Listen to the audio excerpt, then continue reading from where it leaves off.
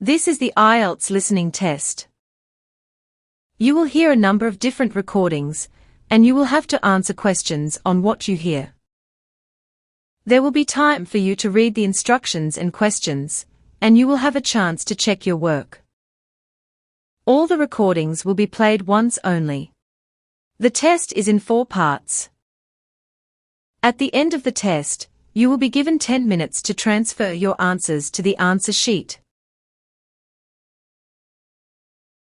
Part 1.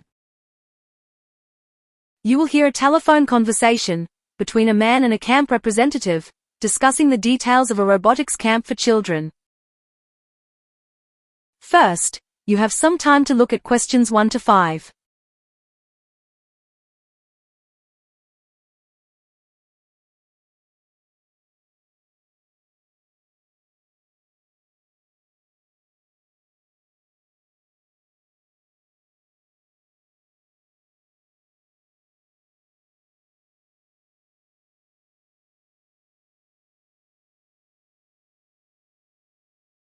Now listen carefully and answer questions 1 to 5. Hello, Robotics Camp. This is Sarah speaking. How can I help you today? Hi, Sarah. I'm calling to get some information about your robotics camp for my kids. Of course. I'd be happy to help with that. What would you like to know? First, could you tell me about the location of the camp? Certainly. Our camp is located at the Tech Park in downtown. It's easily accessible by public transport, and there's plenty of parking available if you're driving. That sounds convenient. What about the age group? Is the camp appropriate for all kids? The camp is designed for children aged 8 to 16. We tailor our curriculum to suit different age groups, ensuring that each child is both challenged and supported at their level. Great. And speaking of the curriculum, what's the main focus? The camp focuses on robotics and coding. We cover basic programming, engineering concepts, and problem-solving skills. The kids will also get hands-on experience building and programming their own robots. That sounds impressive. How many children are in each class? We keep our class sizes small, with a maximum of 12 students per instructor. This ensures that each child receives personalized attention and support. What kind of learning environment should I expect? We strive to create a collaborative and encouraging environment where children can experiment and learn at their own pace. Safety is also a top priority, and we ensure that all activities are conducted in a controlled setting. I appreciate that. Now, could you tell me about the camp fees? What's the total cost? The total cost for the 2-week camp is £500. This includes all materials, instruction, and access to the robotics kits. Are there any additional fees for materials, field trips, or other activities? There are no hidden costs. However, we do offer an optional field trip to a local tech company, which costs an additional £50. Good to know. What payment options do you accept? We accept credit cards, debit cards, and bank transfers. You can pay the full amount up front or opt for a payment plan with 2 installments. And what if something comes up? What's your refund policy? We understand that plans can change. If you cancel more than 2 weeks before the camp starts, you'll receive a full refund. Cancellations within 2 weeks of the start date will be refunded at 50%. Unfortunately, we can't offer refunds after the camp has begun.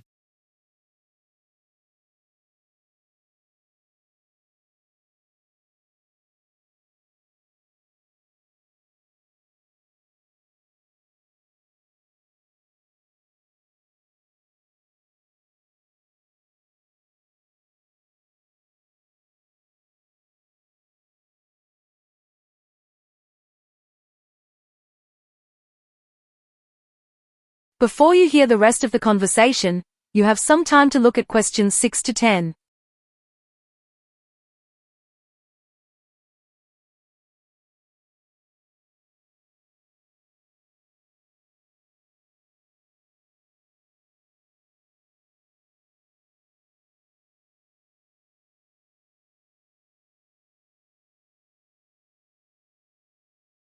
Now listen and answer questions 6 to 10. How long is the camp? I want to make sure it fits into our summer plans.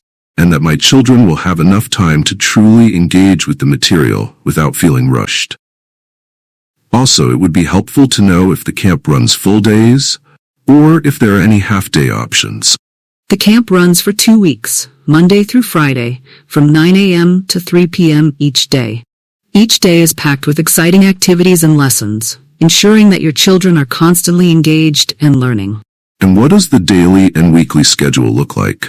Each day begins with a morning session, focused on instruction and hands-on activities. After a lunch break, we have afternoon sessions where students work on their projects, either individually or in groups. Fridays are special days where students present their work and engage in fun challenges. Throughout the week, we also integrate short breaks to keep the children refreshed and attentive. On the final Friday, we host a showcase event where parents are invited to see their children's accomplishment. Sounds structured. What materials and equipment will be provided? All materials and equipment, including robotics kits, laptops, and software, are provided by the camp. We ensure that everything your child needs for the camp is readily available, so you won't need to worry about purchasing anything additional. Our instructors also guide the children on how to use the equipment safely and effectively.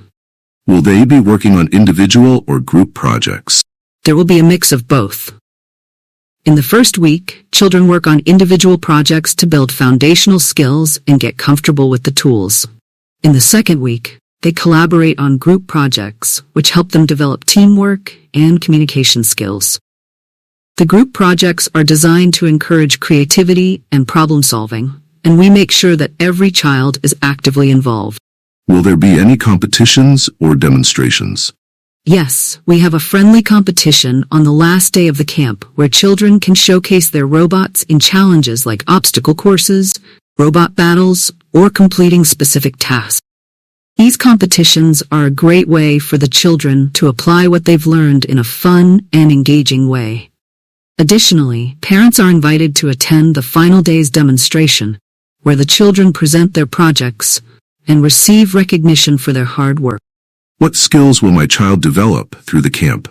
Your child will develop a wide range of skills, both technical and interpersonal. Technically, they will gain proficiency in coding, engineering concepts, and robotics. They'll also learn valuable soft skills, such as critical thinking, problem solving, teamwork, and creativity. These skills are not only essential for robotics but are also transferable to many other fields and aspects of life. And how can these skills be applied to future studies or careers? The skills learned at our camp provide a solid foundation for future studies in STEM fields: science, technology, engineering, and mathematics. Many of our past campers have continued their education in these areas and have even participated in advanced robotics competitions. The experience also helps children develop an early interest in careers related to technology, engineering, and computer science. It's an excellent starting point for anyone interested in the growing field of robotics or technology innovation. This all sounds fantastic. I'll definitely consider enrolling my kids. Thanks for all the information, Sarah. You're very welcome. You have any more questions or need help with registration, feel free to call back anytime. Will do. Thanks again. Have a great day.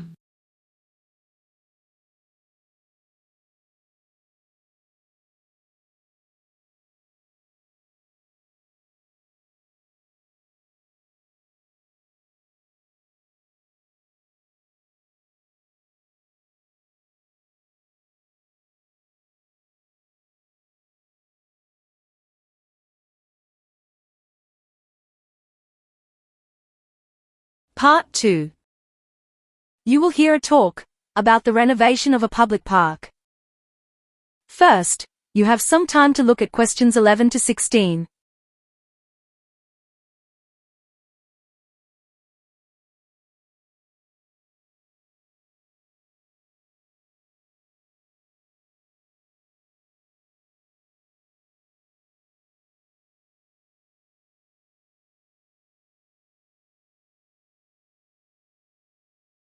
Now, listen and answer questions 11 to 16. Good afternoon, everyone, and welcome to the grand reopening of Greenfield Park. I'm Tom Hargrove, the Director of Urban Planning for our city, and I'm thrilled to share with you the results of the extensive renovation that has been taking place over the past 2 years. This project was driven by our commitment to providing a safe, enjoyable, and environmentally sustainable space for all members of our community. Let's start with the children's playground. The old playground was too small and lacked modern safety features. To address these concerns, we've enlarged the entire playground area and installed new, state-of-the-art equipment. The new playground is designed for children of all ages, with distinct sections for toddlers and older children. We've also added soft flooring to reduce the risk of injuries. Next, the main pathways that crisscross the park were in desperate need of attention. Over the years, they had become uneven and difficult to navigate, especially for those with strollers or wheelchairs. We've replaced the old pathways with wider, smoother paths made of eco-friendly materials. These paths are now much more accessible and will last for many years to come. The picnic area has also seen significant improvements. Previously, it was a small, somewhat neglected part of the park, with just a few picnic tables. We've relocated it to a more central and scenic spot, near the lake, and greatly expanded it. Now there are plenty of tables, barbecue grills, and shaded areas, making it the perfect place for families to gather and enjoy a meal together. One of the biggest changes we made was to the public restrooms. The old facilities were outdated and inadequate for the number of visitors we have in the park. We've totally rebuilt the restrooms, adding more stalls, baby-changing stations, and ensuring they are fully accessible to people with disabilities. The new restrooms are also equipped with water-saving fixtures, in line with our sustainability goals. The fountain at the center of the park was once a beautiful feature, but over time, it had fallen into disrepair. We've thoroughly cleaned and restored the fountain to its former glory. The fountain now features new lighting, which creates a stunning visual display in the evenings. It's once again a central attraction in the park. Finally, the community garden has been a cherished part of Greenfield Park for many years, but it was in need of modernization. We've modernized the garden by adding raised beds, installing an efficient irrigation system, and providing a new tool shed for gardeners. The garden is now more productive and easier to maintain, and it remains a wonderful space for community members to grow their own vegetables and flowers.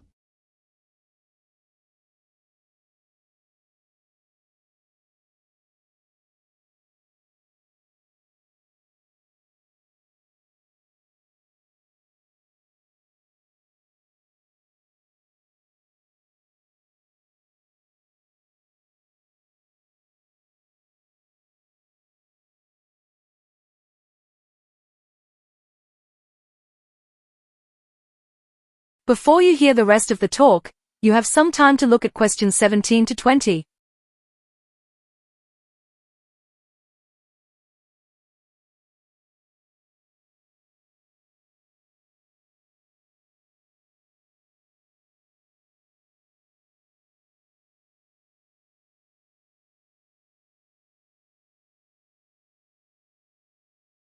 Now listen and answer questions 17 to 20.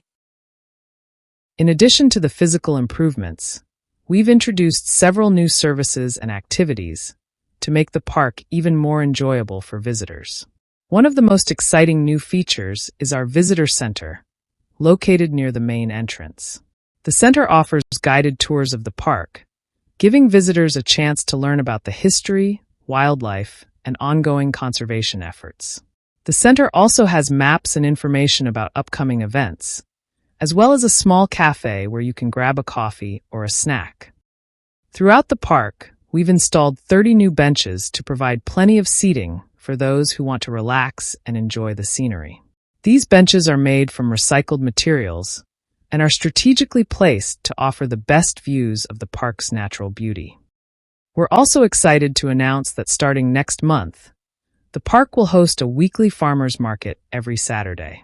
This market will feature local produce, artisan goods, and food stalls, offering something for everyone. It's a great opportunity to support local farmers and enjoy fresh, healthy food.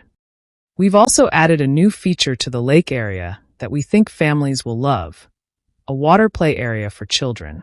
This area includes interactive fountains, splash pads, and a shallow pool where kids can cool off on hot days. It's designed to be safe and fun, and we expect it to be a big hit during the summer months.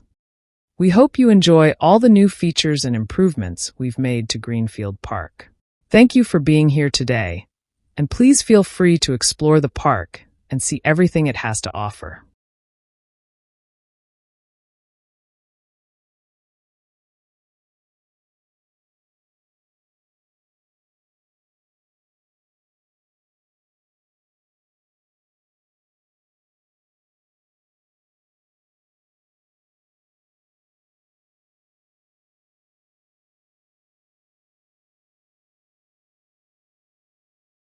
Part 3.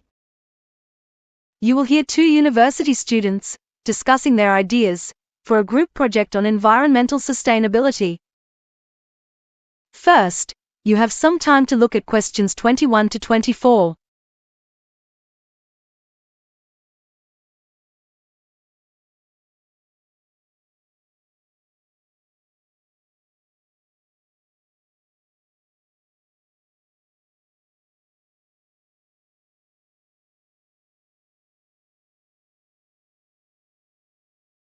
Now listen carefully and answer questions 21 to 24. So for our environmental sustainability project, I was thinking we could focus on something practical, like reducing plastic waste on campus. What do you think? That sounds good. I've noticed that the cafeterias use a lot of single-use plastic items like cups and cutlery. Maybe we could look at alternatives, like biodegradable options or encouraging students to bring their own reusable items. Yeah, exactly. We could even work with local suppliers to bring in eco-friendly packaging or utensils. But it's not just about replacing plastics. We need to get people on board with changing their habits. Maybe we could run a campaign encouraging students to use reusable items, like water bottles and coffee cups. That's a good point. What if we set up collection points around campus for plastic recycling too? We could start small with a few key locations and then expand if it works. It would be great to get the student body involved. I think students would be more motivated if they saw immediate results, like how much plastic we're actually recycling. Definitely. And what about focusing on reducing food waste? A lot of perfectly good food gets thrown away in the cafeterias every day. We could run an awareness campaign and work with the cafeteria staff to find solutions, like donating leftover food to local shelters or starting a composting initiative right on campus. I love that idea. Composting could be a fantastic addition to the campus. We could even create a garden where students can grow their own vegetables using the compost. It's a way to close the loop and show how waste can turn into something useful. That's perfect. We could involve the university's environmental science department and see if they'd be interested in partnering with us. They might even have some resources or funding to help us get started.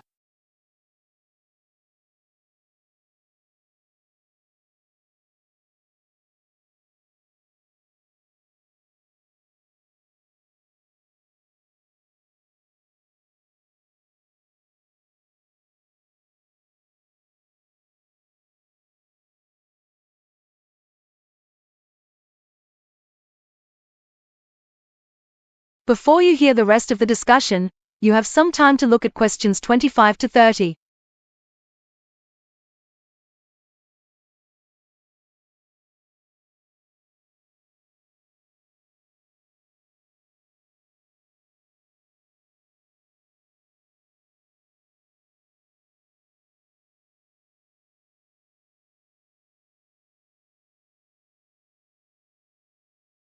Now, listen and answer questions 25 to 30. We should definitely talk to the university administration about our ideas, but I think the biggest challenge will be getting students to change their habits. You know how hard it is to convince people to carry reusable bags, let alone cutlery and cups. True. We'll need to make it as easy as possible. Maybe we could distribute free reusable items at events, like water bottles, coffee mugs, or tote bags. And what if we create a reward system? Students could earn points for recycling or using their own containers, and then they could exchange those points for discounts at campus stores or cafes. That's a great idea.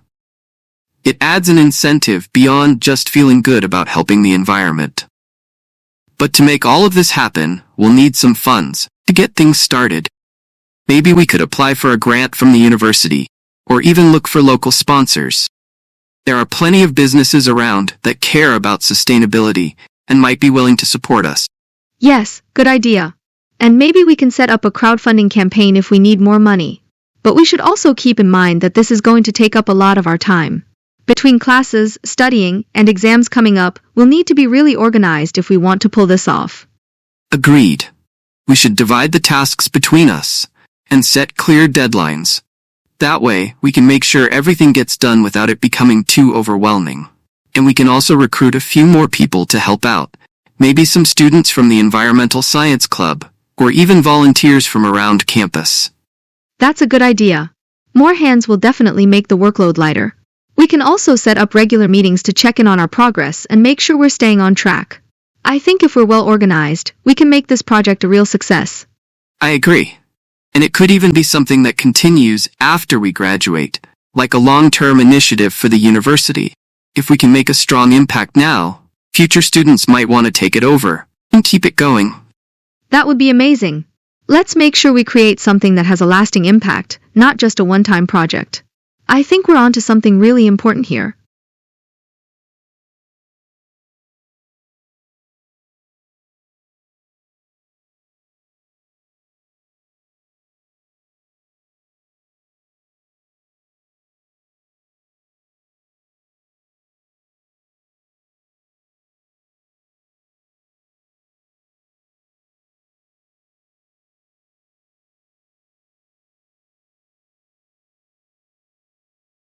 Part 4. You will hear a linguistics professor giving a talk on the history and evolution of the English language. First, you have some time to look at questions 31 to 35.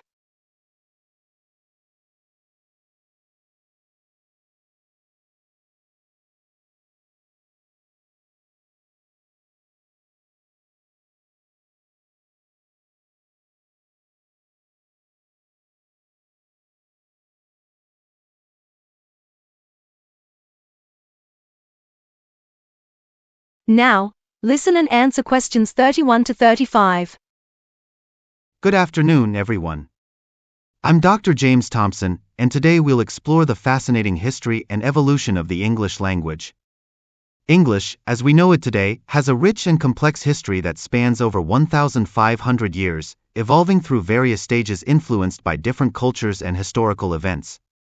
The origins of the English language can be traced back to the 5th century with the arrival of the Anglo-Saxons in Britain. Old English, as it was known, was a Germanic language, heavily influenced by the languages of the Angles, Saxons, and Jutes. This early form of English would be barely recognizable to us today. It was a highly inflected language with a complex system of noun cases, much like Latin or modern German.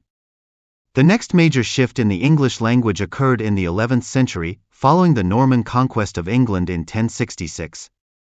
The Normans spoke Old French, and their influence led to a significant infusion of French vocabulary into the English language, particularly in areas related to law, government, art, and literature.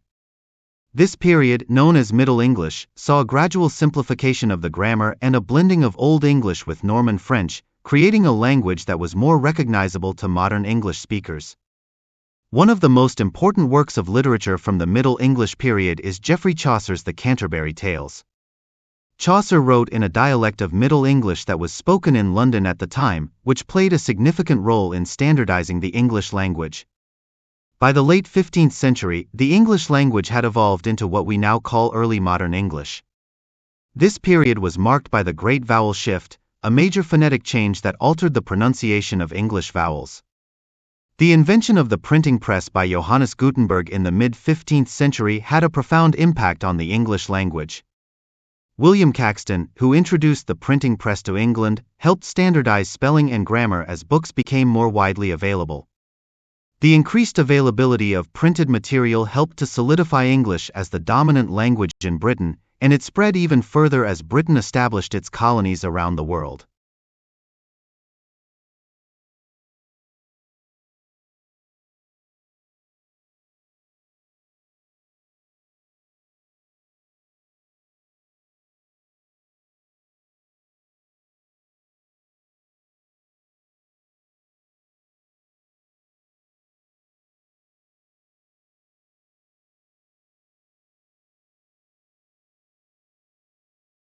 Before you hear the rest of the talk, you have some time to look at questions 36 to 40.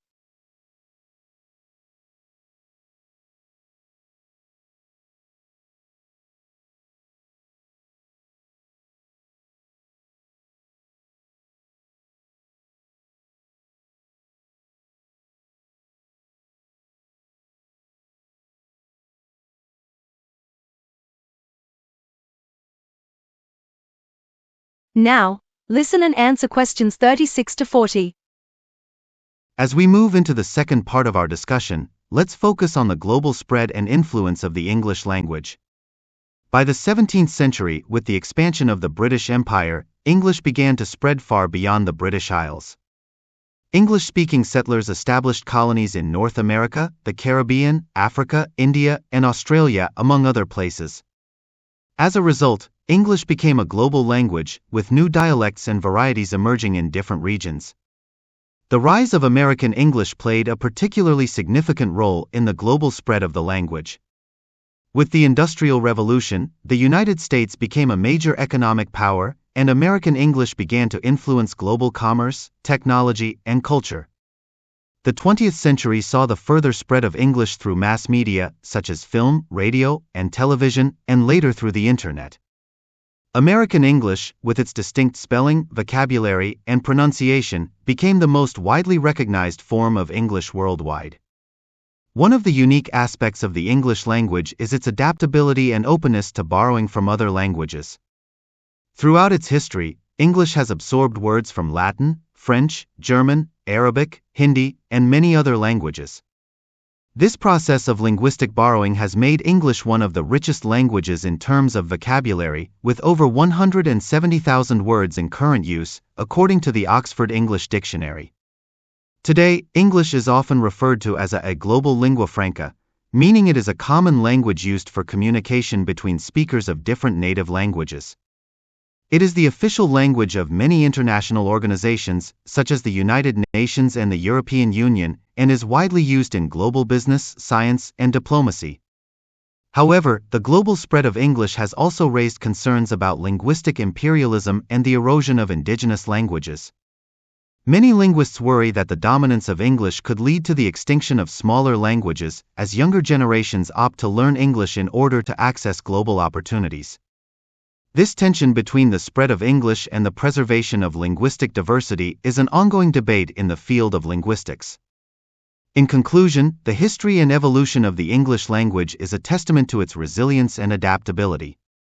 From its humble beginnings as a Germanic dialect to its current status as a global lingua franca, English continues to evolve and influence cultures around the world.